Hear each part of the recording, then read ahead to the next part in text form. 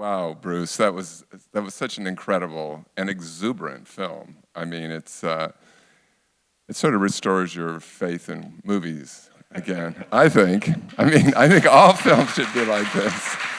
I think maybe we went the wrong direction at Star Wars in 1975. We should have gone this direction.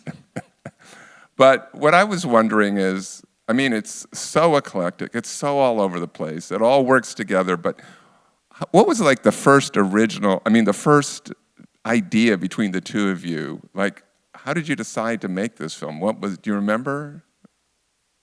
Well, I think, is this on? I think, okay. But anyway, I think I was telling you that I used to go see the Cockettes when they performed in San Francisco at the Palace Theater, and so that was in the late 60s. And so friends and I would drop acid, and we would stay up all night and watch the Cockettes, which they would just go on all night. And they were very loose and eclectic, like you say, and very entertaining. And so when I moved down to LA, because not very much was after I studied in Japan in the early 70s, because Norman was down here and studying at UCLA and AFI. And so I moved down, and I moved into a small apartment in Venice Beach. And at that time, Goldie had moved down to Venice Beach and was living there, so I would go. She was in the Cockettes, right? She was in the Cockettes, right, which and played Trisha and Trisha's Wedding and a number of other shorts and things like that.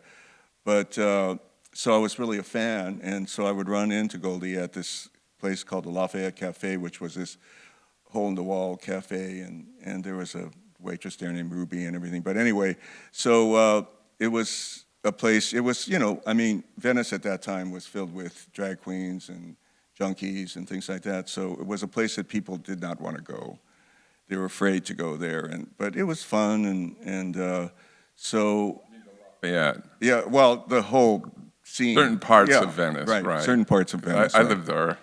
Okay.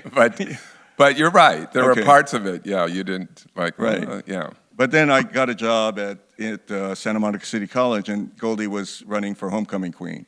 So I started to make this documentary, which Homecoming 75, and so then I told Norman, maybe this is really interesting, so maybe we can make a feature with this sort of as a centerpiece. And so he was, up for it, and so we got some money from my parents, who were actually really into drag. Their favorite club in San Francisco was Finocchio's, so they would take all their Japanese American friends there, and I would, as a child, I would think, why would they do this, And what did these people think, But anyway, they didn't care, so they would just drag them there. And so they gave us some money, and they came to the opening, with a Goldie Glitters lookalike contest at the Fox Venice and the whole bit. So it was, so that was the reason why, how it came about, really. Okay. Yeah.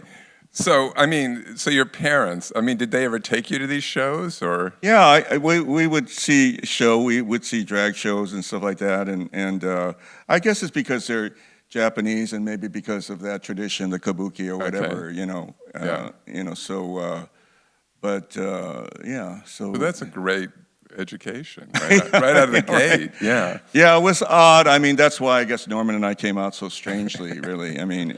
It's well, we're grateful for that. Oh, thank you. Yeah.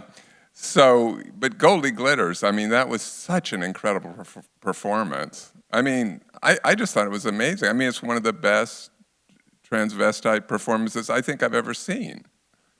She just nailed it. And I'm sure she was great in the Cockettes, but when I saw that documentary, she didn't have any of that kind of perfectly hit. Well, it was that moment, with John Waters also, that that's why we made the film too, is because it was this moment of midnight movies, right? Mm-hmm. And so we thought that would, maybe it could sort of hit that market. And so that's why, it was sort of came about to Did you ever get it out to that at all, to a midnight movie? Yeah, we did. We played it. It really wasn't that big of a hit, and maybe because of Goldie in a way, because I was telling you that, when the Cockettes first went to New York, they were booed off the stage because they weren't so polished. It wasn't like Charles Ludlam or Ethel Eichelberger or these other New York drag troupes that were more polished and were aiming more towards, a off-Broadway type thing. So, they were crushed by that. And so maybe people didn't really respond to Goldie's performance like you did, but whatever. Yeah.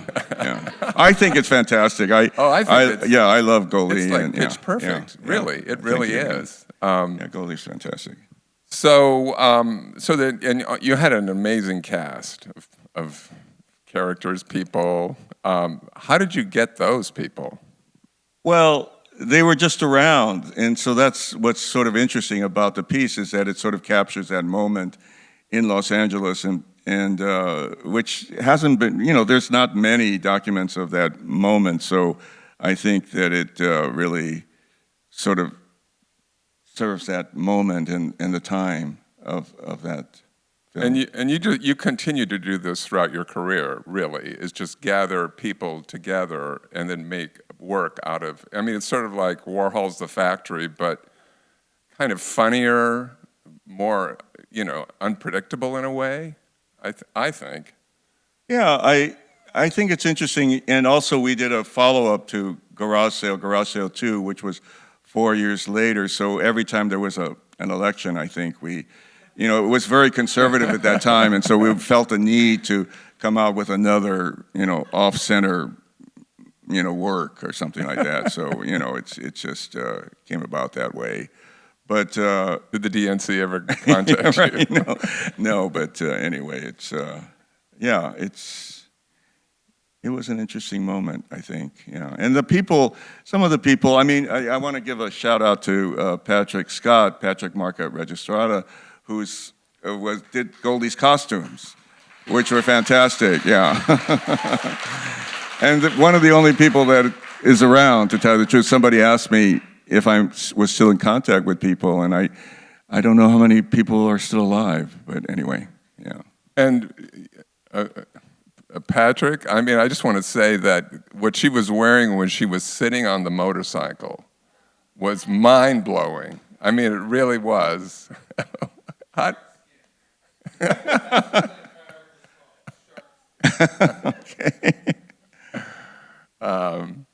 And so then Robert Opel. Yeah, right. He's. Well, I don't even know where to start. Go ahead. Well, Bob Opel, who was the guy who was at the opening and created Virginia Vagina and Mr. Penis, but anyway, he was also an editor at Finger magazine and the LA Free Press, and so he was really a radical guy. And anyway, he also streaked the Oscars, so that was his big claim to fame. But anyway, he was a very interesting guy, really into leather and stuff, but very fascinating, brilliant man in a way. So yeah. Yeah, he was a speechwriter for Reagan in the '60s. That's right. Yeah. And then he was fired because he was gay. Right. There's a big article. There was an article in the New Yorker, I think. Yeah. It's an amazing article about him. And then he went on to open this gallery that showed Mapplethorpe and Tom That's right. Yeah, Fayaway. I think it was Fayaway Gallery. Yeah. And then he was killed. Yeah, he was killed. It was probably a drug thing because he got really heavily into drugs at the end, and he was with Camille O'Grady, who was actually featured in Garage Sale 2, but she was a singer, sort of a Patti Smith type singer at the same time, but she was too heavily into drugs in order to make it, I think, but really fascinating people, yeah. Yeah, there was some rumors, I guess, that maybe it was the San Francisco police because it was right after Harvey Milk was killed by Dan White. That's right. And Opel was just a real kind of radical activist. I think he staged an execution of a puppet of Dan White. That's right, something like that, right? Yeah, yeah. So, yeah, it's kind of sad. I mean, it'd be interesting to see what he would end up doing because he was kind of irrepressible. I mean, you and Norman have made 10 films together, which is an incredible body of work. I mean, how did you work together? I'm very curious about that. Well, my background is fine arts, and so I was coming from that perspective, and so as I said, I moved down from San Francisco and Berkeley to Venice, and Norman was already making. Actually, he was supporting himself making gay pornos, and so with Nick, who was a cinematographer, Nikolai Ursine. And so so we started to collaborate, but then it didn't really go over that, I mean, it wasn't a commercial hit, let's say. So I decided to go back to grad school, and so I studied at Otis and studied with Germano Chalant, and so I was able to, sort of continue my art career, but then I got involved with video art at that time, and so I started to make these soap operas because it sort of reflected our lives. And so I recently showed Made in Hollywood at the Academy, and so that's sort of the quintessential piece about that whole genre. But so the soap operas, but I wanted the soap operas to look like real soap operas, and so I thought, well, I made one by myself. But then I thought, well, I may as well collaborate with Norman because he knows that formula, and he was sort of disillusioned with Hollywood. I think it was because at that time it was very difficult for Asian Americans in Hollywood, and it's better now, but with beef and things like that. But anyway, that's how we started collaborating, and then we made this series of soap operas and a series of pieces together. It's an amazing body of work. Did you ever show Garage Sale to Germano Chalant? I think so, yeah. I think he probably saw it. I mean, I know that there were a lot of fans. Mike Kelly was Mike Kelly's favorite film or something like that. And so, I mean, there were people that really loved this film. So how can you not? Yeah. I mean, yeah. Really.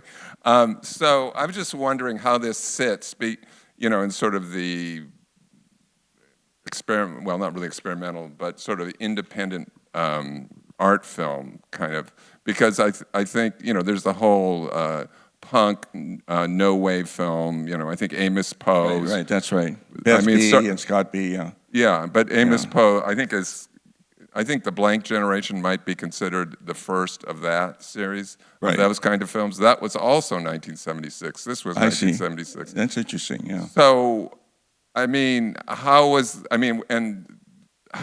those films were much darker, more serious. Right, yeah. Maybe lacking some humor at times. How did this sit with that? How were you looked at? I'm just curious. Well, I mean, being on the West Coast was more difficult, particularly with grants and things like that, like the NEA and things like that. I remember we would apply and, with these soap operas, particularly with Green Card and American Romance, for example, and I would hear this feedback from the panels and things like that, and I would hear that people like Shigeko Kubota and people like that would say every time they saw a two-shot, people talking with each other on screen, they would say, "This is not experimental," and so we couldn't really break through for a long time, and so but after a while they saw what we were doing, and how we were trying to sort of deconstruct the Hollywood forms and things like that, and so we were able to become part of the whole video art scene, which of course is historicized now, but I'm glad that I was part of that. It was a fantastic moment, and international, and it's just great, yeah. Yeah.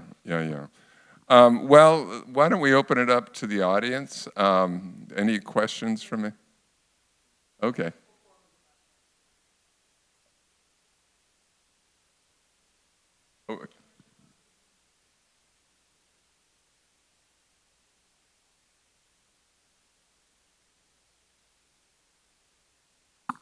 so that we get you on tape.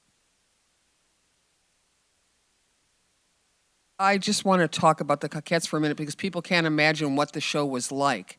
So obviously there's that incredible big theater which still had like Victorian flies and flats and all of the theatricum. Occasionally they would use it in the shows, like they could use all those old school theater tricks.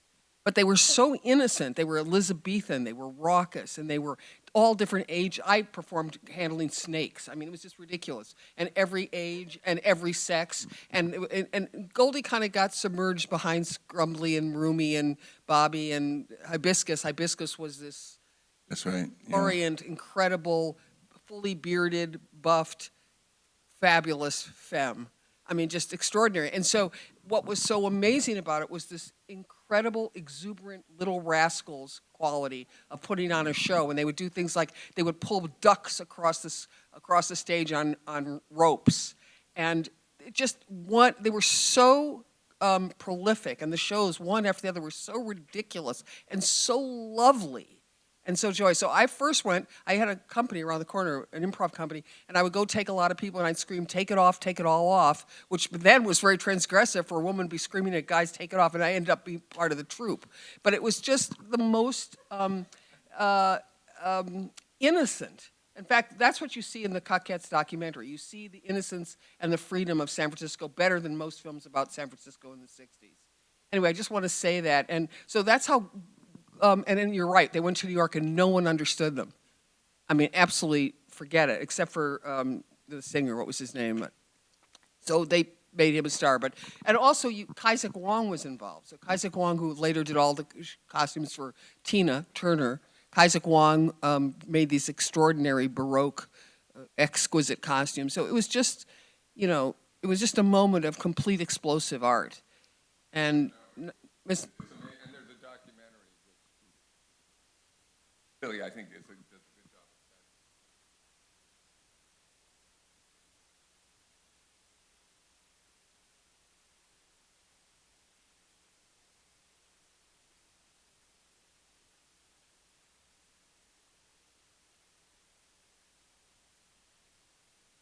that. Thank you.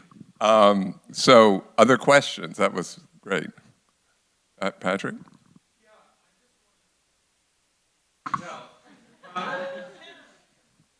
The problem with that documentary is it makes a big deal about the last show. Well, the last show was not the last show. The last show was Goldie Glitters as Cinderella. It was called Cinderella at Midnight, and it was in the Palace Theater. The entire audience was on acid, and I designed the sets and costumes for it, and that's how Goldie and I met. And I used a Japanese mon as a pattern made onto canvas, which I did in an enormous warehouse in black and gold and silver. And it had cutouts, and it was big. I mean, it was filled the whole stage. And when they put lights on it and they started to move the lights around, the thing became incredibly hallucinatory, and the whole audience was going crazy. So it was through my relationship with doing Goldie's Cinderella thing that this relationship came to Garage Sale. Yeah, wow. Is there a film on that? I'm sorry? Is there film on that? No, but I do have a lot of photo documentary. I have a lot of slides that I are in an archive, Thank you. Other questions?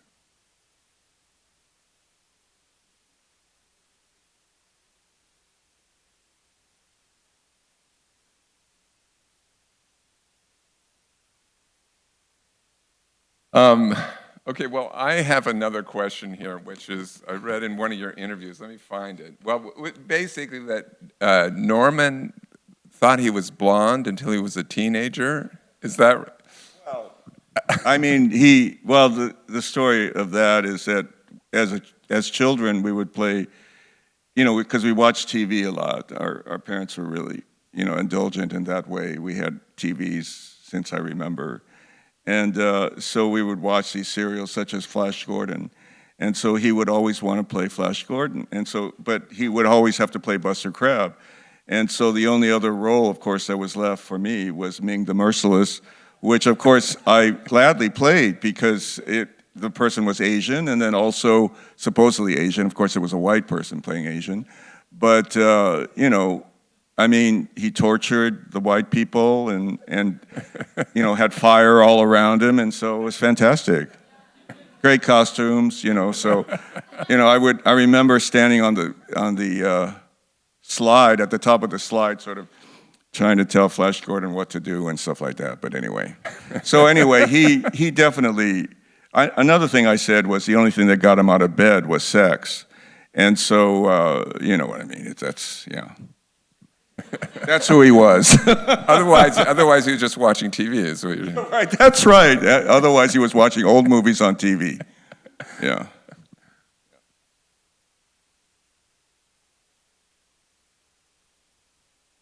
Thanks.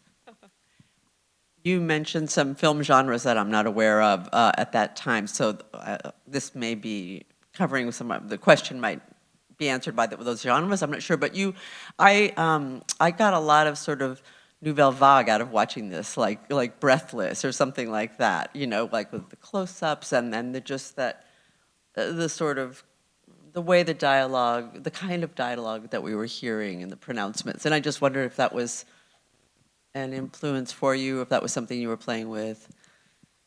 Yeah, I mean, I love the Nouvelle Vague, of course, and you know, I was just talking to somebody, I think Clara, about Korean soap operas, you know, that are on TV now, and I'm just totally addicted to them. But I think that they've gotten to the point where they're sort of replicating some of the, you know, like Eric Romer or something like that of the Nouvelle Vague. You know, these very mundane relationships, but also something's happening in the dialogue and things like that. And so I find that really reminiscent of that. And I think that that's one of the reasons why perhaps they're so popular, besides being in another language. But yeah, I mean, I remember Norman and I, there was one theater in San Jose, which we were raised in Santa Clara. And so we would go to that theater. I mean, I was really young. I mean, it was you were supposed to be 18 or something to go to see these Dear John, you know, these early I Am Curious Yellow, these films and stuff like that. But I think I was like 12 or 13 or something. But we would go to see all those films there. And of course, that's another thing is that the midnight movie thing was at these repertory theaters before VHS, of course. And so they would play these old films over and over again, right, which I loved. And it's so sad that, you know, we can't see those films like that anymore, but because, you know, they were being projected and it was just fantastic. It was a fantastic moment. Now, of course, you have everything. You could see everything, but it's not the same in a way, yeah. Nostalgia, let's hear it for that. No, it's interesting, though. I mean, over the years, listening to you, you know, connect, you know, art films with television. I don't really know anybody else. I mean, not that I'm not that widely read in this, but still, it's really fascinating that you've done this for years and years and years. It made that connection. Also, I think that you know, Breathless.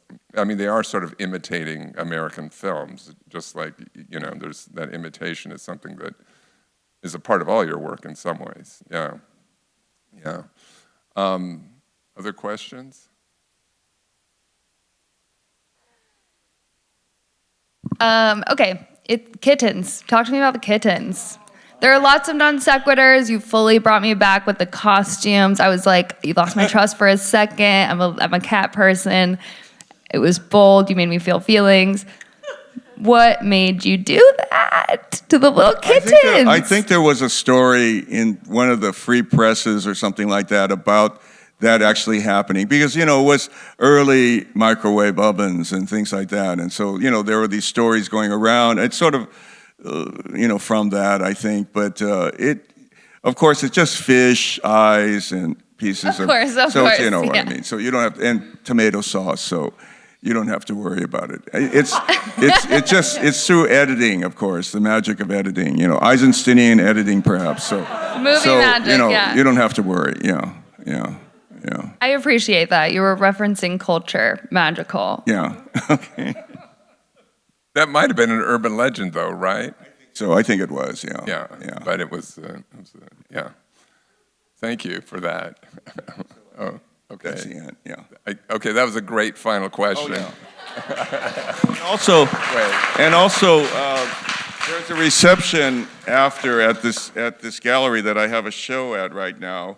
So if you want to stop by, it's not so far. It's at Lafayette Park, and the address is.